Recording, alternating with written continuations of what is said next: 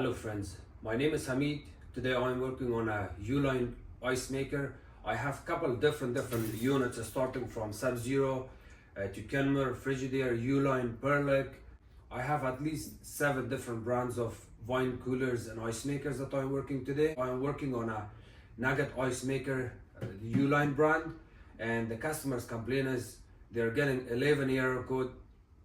The 11 error code is for leakage. If you ever get problem with the water solenoid valve, drain pump, or any of your hoses that they're leaking water, it will give you the E11 error code or F11 error code, or it will just flash 11 error code.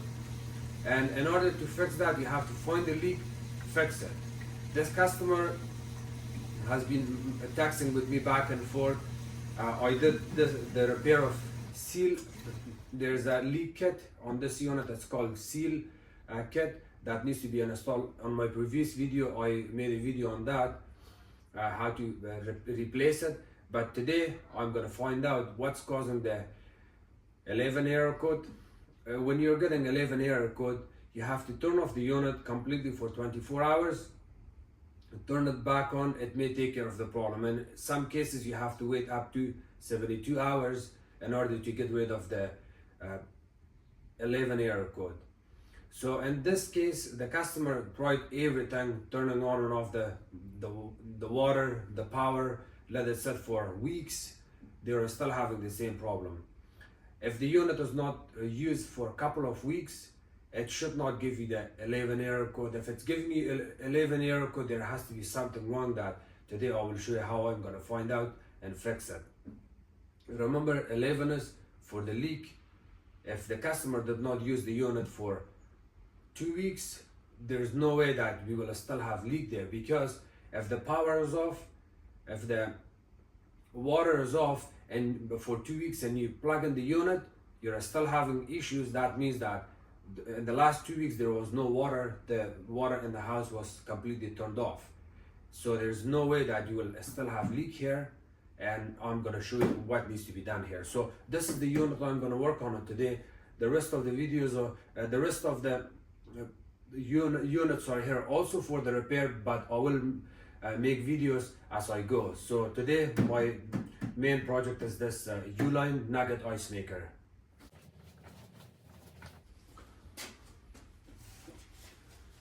And just for the show, I'm showing you this ice.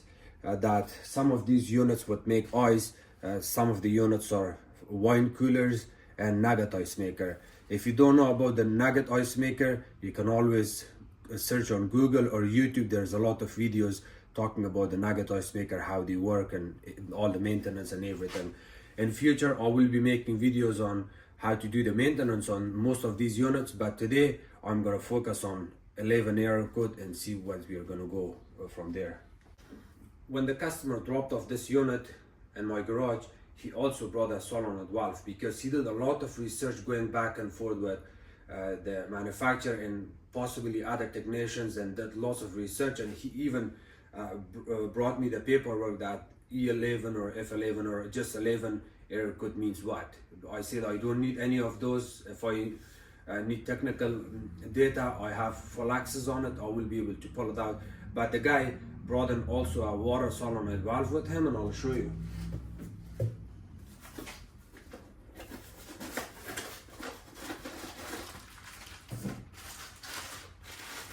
This is the water solenoid valve, and that the guy thinks that it could be this because manufacturer told him, or someone else maybe told him, or his research told him that replace this part. Well, to me it doesn't make any sense to replace this part, because if the unit is off for 2 weeks and there's no water, you have the water off on the house, there's no way this could be the fault or the culprit. Why? Because you're not getting any water. So it's possible it leaks from this part. I'm not saying that this part is not the problem, but if the unit is off for 2 weeks and you're getting 11 error code, you have to dig into the unit deep and see what's the problem.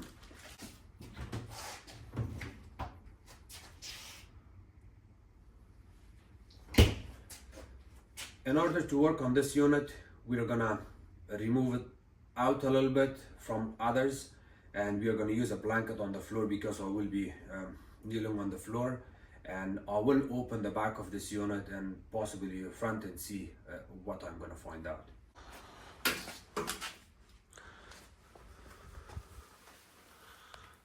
So here's the 11 error code, as you can see, and the model and serial number on this Uline ice nugget ice maker is located right here on top. In order to order any part, you need the model and serial number on this unit. We are gonna unplug it for our safety, and then we are gonna see what we are gonna find out.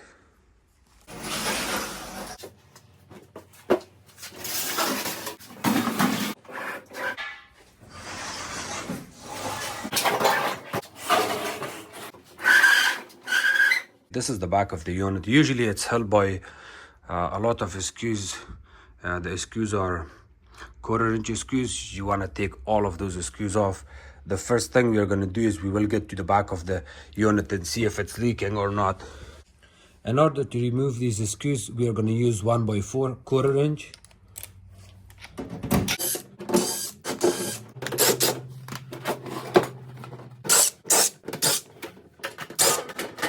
So I'm going to show you from the top to the bottom and explain it to you some of the main components here. This is your heat exchanger. This is the main part that's extracting the ice into the other part, and it pushes it inside. This is our water solenoid valve. This is our drain pump. There's also another solenoid valve there, which is right there. That's the main water valve. The dryer filter, of course. The compressor on this unit is in the front.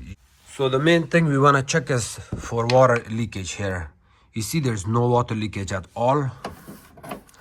You can run your hand. No water leakage. No water leakage. These hoses are good too. It's not leaking from here. Everything seems okay. The also very common area that you're looking for water leakage is this part. You're checking for leakage right here inside. Over there you get water leakage. Long story short, there's no leakage at the moment here. So what we are going to do is we have to remove our drain pump. In order to remove the drain pump, we are going to take this leg out first.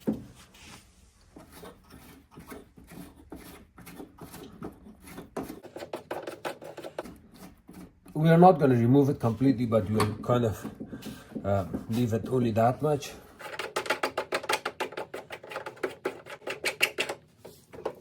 Disconnect this hose.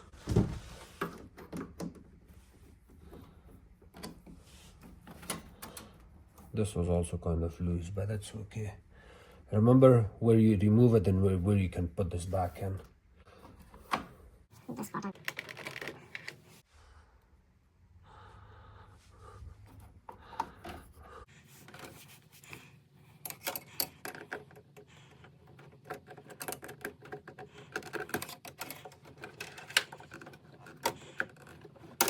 We're going to remove this part.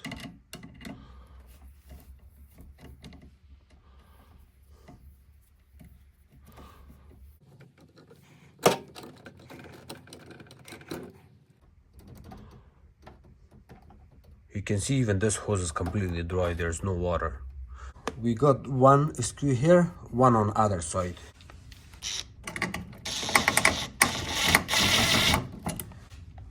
If it's very tight spot, I use this.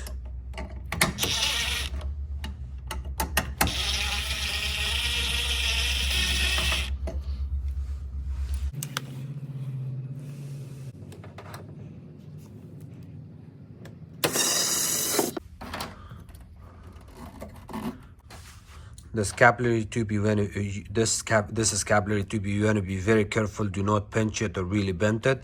You can bend it a little bit, just like that. Other than that, I wouldn't touch it too much, because if you bend this too much back and forth, you're gonna cause a bigger issue. You're gonna have a seal system problem. We don't want that. That's the worst thing we want here. So here you go. The drain pump is out now. As you can see, this is our drain pump. Keep it on the side. Look at this, is your water sensor. It says water shut off sensor. You have to use a small ratchet like this with a Phillips drill bit and open one of these.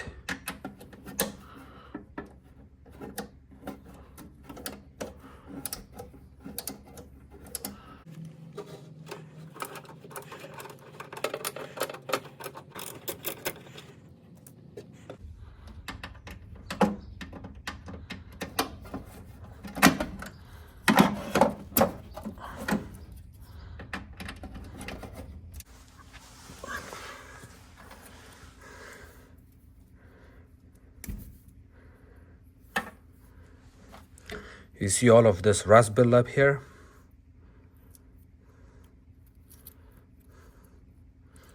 You really have to replace it, because the rust also caused a little bit of deterioration here, but it's okay. You can always clean it. Put sandpaper. See that?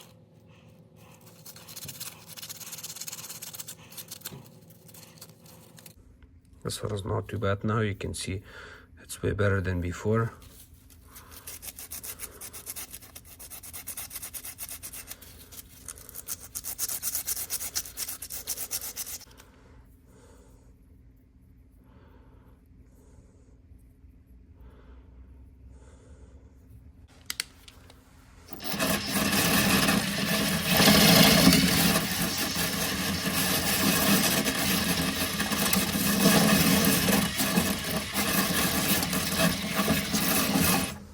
So they kind of sit like this.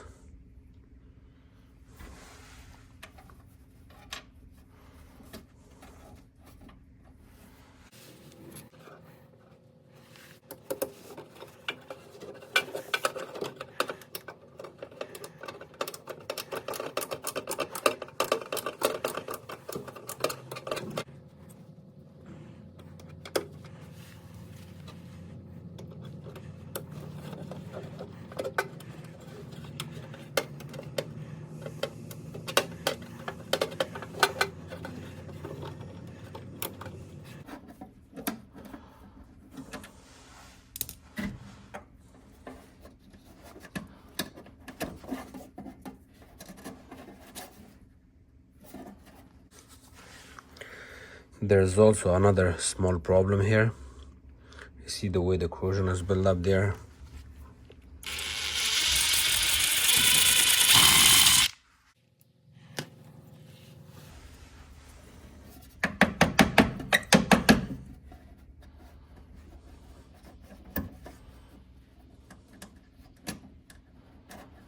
This connection is a little bit loose. I want to repinch it with a needle nose plier. I couldn't find my needle nose plier, so you can still use just a regular plier, any kind of plier. Pinch it in a little bit. Yeah, it's still not that tight, so I may want to pinch it more.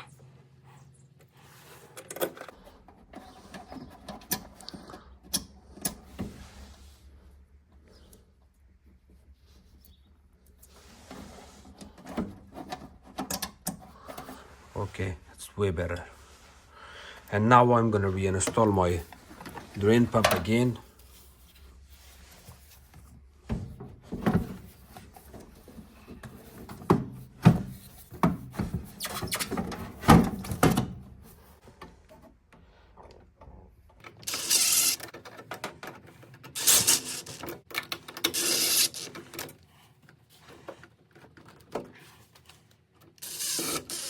Be careful when using drill on these clamps. You do not want to over tighten it and damage this nipple that's coming from the valve here, so just be careful with that.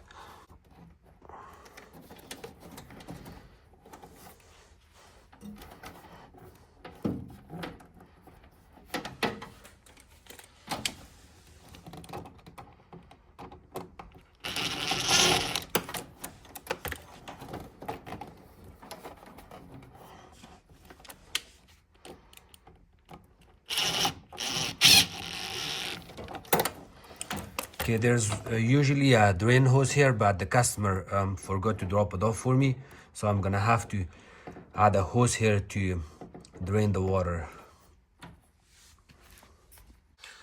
Now you can reconnect this hose, connect it all the way in, and then from there you have to hold it in tight position, just like that.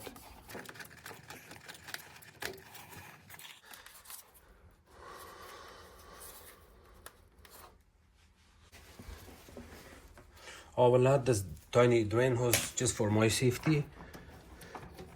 Goes straight right here.